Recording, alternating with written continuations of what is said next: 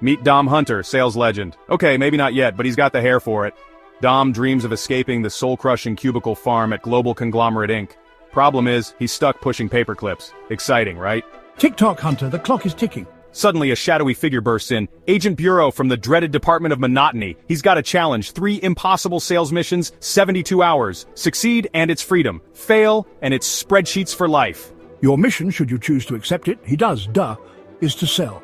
1 ice to Eskimos in the Arctic, 2 sandbags to desert nomads, 3 cell phones to Amazonian tribes. Who need 'em? You're insane, yells Dom. Agent Bureau just smirks. Tick-tock, Hunter, the clock is ticking.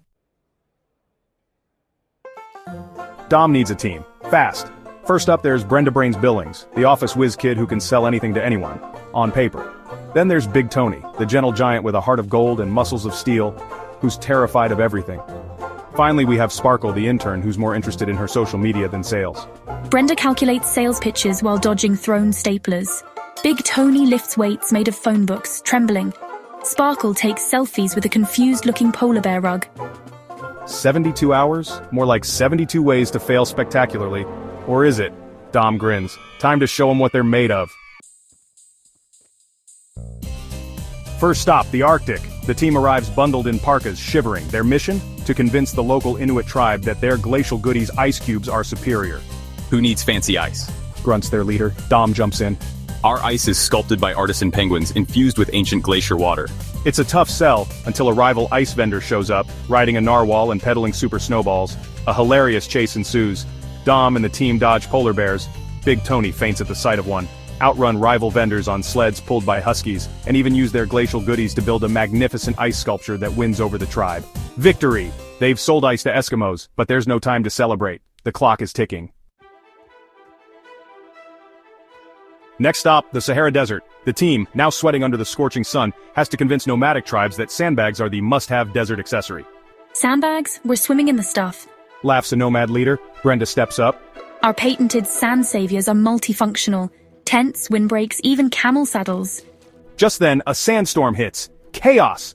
But Dom sees an opportunity. He uses the sand saviors to create a makeshift shelter, protecting everyone. The nomads are amazed. But wait, desert bandits attack, only to be thwarted by Big Tony, who, fueled by dates and sheer panic, discovers a surprising talent for throwing sandbags with pinpoint accuracy. Another mission accomplished. They've sold sandbags in the Sahara Desert. 2 down, 1 to go.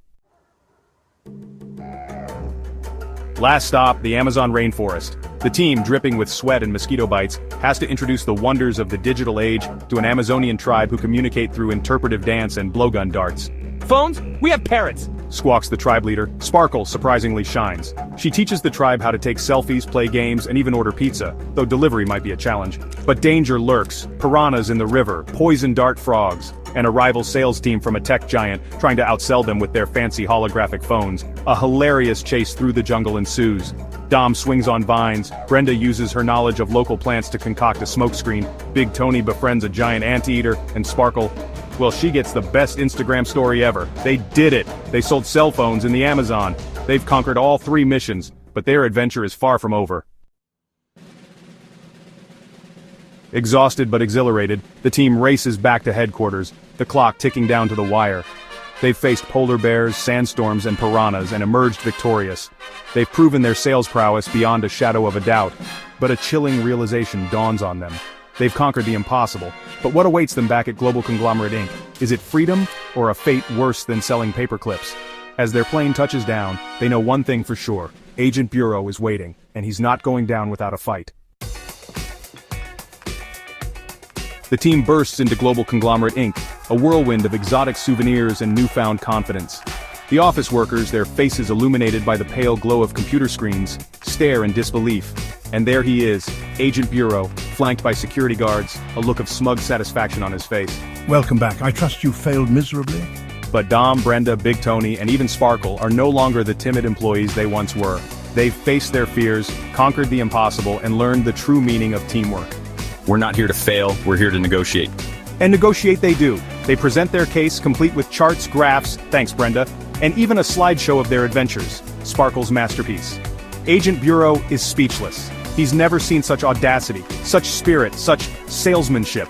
The team makes him an offer he can't refuse, their freedom in exchange for revolutionizing Global Conglomerate Inc. Its entire sales strategy. No more soul-crushing monotony, no more impossible quotas. Only adventure, excitement, and the thrill of the sale. Agent Bureau, defeated but strangely inspired, agrees. The team erupts in cheers. They've done it. They've conquered the corporate world. From that day forward, Global Conglomerate Inc. was never the same. Dom, Brenda, Big Tony, and Sparkle became legends, their stories told and retold in hushed tones around the water cooler. As for Agent Bureau, he discovered a hidden passion for extreme ironing, and was last seen paragliding off Mount Everest, a steam iron in hand.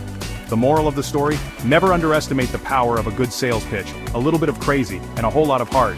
Because in the world of sales, anything is possible.